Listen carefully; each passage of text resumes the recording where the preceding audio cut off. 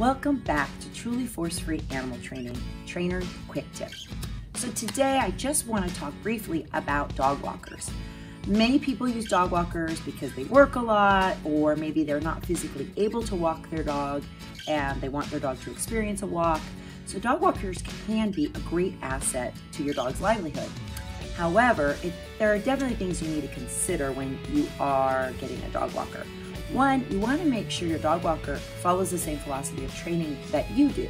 So if you are using positive force-free training, you want to make sure that you're not getting a dog walker who might slip a choke chain or a pinch collar on your dog as soon as they leave the door. You also want to make sure that that dog walker does the same kind of training you do. So if you're really working on your dog learning how to heel or walk loosely on a leash, you don't want your dog walker to just let them go wherever they want, because it might be confusing for your dog. So you may need to have them involved in the training somewhat. Sometimes at private trainings, I'll have the dog walker come with my client so we can talk about how we are handling walks. Particularly if a dog is reactive on walks, you want to make sure that your dog walker is not letting your dog react or putting your dog in fearful situations. So those are some things to think about for your dog uniquely.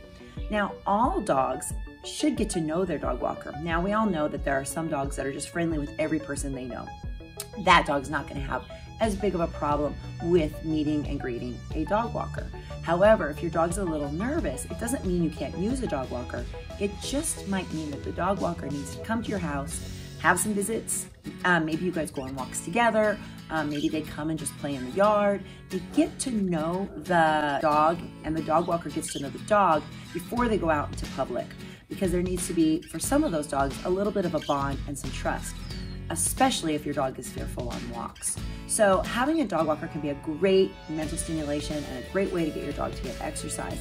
But you want to make sure that you're picking the right person, the person's willing to meet your dog where they are, and that they're going to do the training philosophy that you use. And one last thing you want to really consider is some dog walkers do pack walks. So they might go and get 10 dogs, and you see them, walking down the street with 10 dogs. For some dogs, that might not be a problem at all. Maybe they enjoy being in a group of dogs. But for a lot of dogs, that's too much stress. They learn bad habits from other dogs. Maybe they learn to bark at other people and other dogs from the other dogs that are in the pack. The other thing is, if there's a problem, one dog gets hurt, your dog gets sick, that is really difficult to manage 10 dogs or these big groups at one time.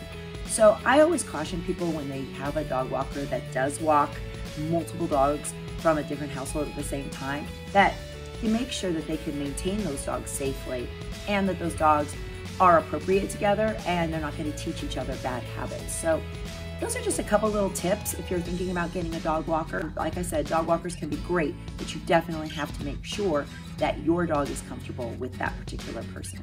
So I hope this quick tip helped, and we'll see you next time.